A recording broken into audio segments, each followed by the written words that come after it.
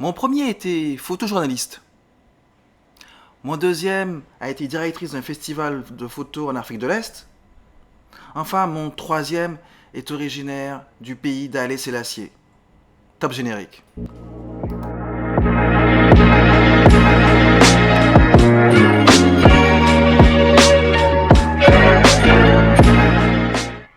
Hello la team, comment ça va? C'est Mac Brightwell et bienvenue dans Boyd Eben Stories. Je suis très heureux de vous retrouver après cette petite pause de 2 semaines.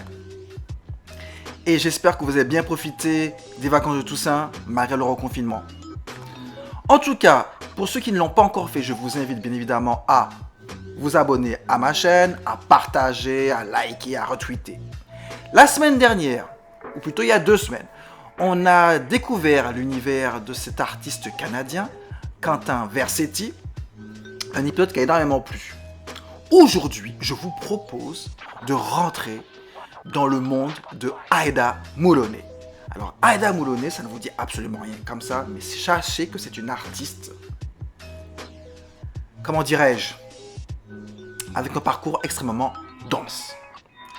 Alors, il faut savoir que cette femme est née en Éthiopie, à Addis Abeba, et c'est une globe-trotteuse depuis l'enfance. Elle a sillonné le Yémen, Chypre, l'Angleterre, avant de se poser au Canada, puis d'obtenir son diplôme à Washington, notamment à la Howard University, qui est la première université black.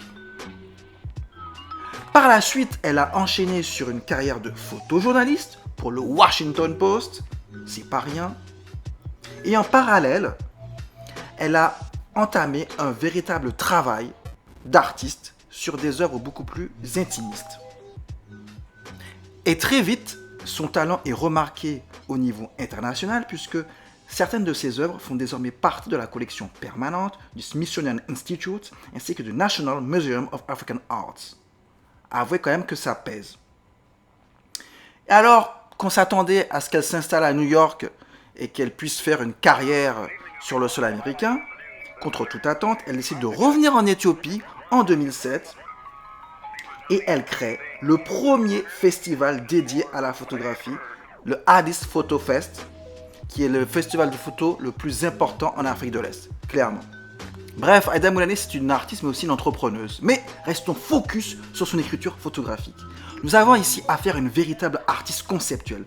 Pour elle, une photo doit interroger, remettre en question. Et son cheval de bataille, c'est justement de lutter contre les images stéréotypées de l'Afrique qui sont diffusées dans les médias de masse. Et son travail consiste à redéfinir la perception de l'Afrique.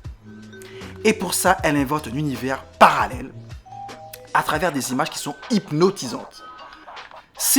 La force de ces photos, c'est qu'elle vous attire, elle vous absorbe. Comment elle fait? C'est simple. En fait, tout d'abord, elle utilise le body painting, c'est-à-dire elle met des personnages, elle les peint en blanc. Donc ça attire l'attention des personnages noirs peints en blanc.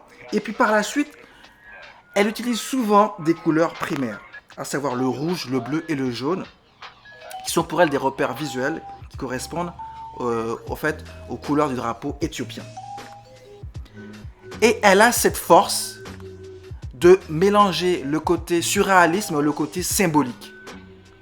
Donc chacune des images a une signification bien précise et doit vous amener à réfléchir sur vous-même. Vous remarquerez que tous ces modèles sont féminins. Autant vous dire qu'elle est très attachée à la cause féminine. Mais très honnêtement, c'est de toutes les artistes que j'ai déjà vus, c'est l'artiste qui, franchement, dont les œuvres me troublent le plus. Car elle t'amène à... Franchement, en fait, ses œuvres te troublent. Tu sais pas pourquoi ces œuvres te troublent. Et ça, je trouve ça très très fort. Chez un artiste, d'arriver à rentrer comme ça dans ton intimité. Vous remarquerez que sur chacune de ces photos, les postures, la composition photographique est extrêmement travaillée. Rien n'est laissé au hasard. Ava DuVernay l'a même invitée pour un numéro spécial du Times consacré à l'optimisme, à travers cette photo. Et on termine par la photo qui tue, qui se passe de commentaires.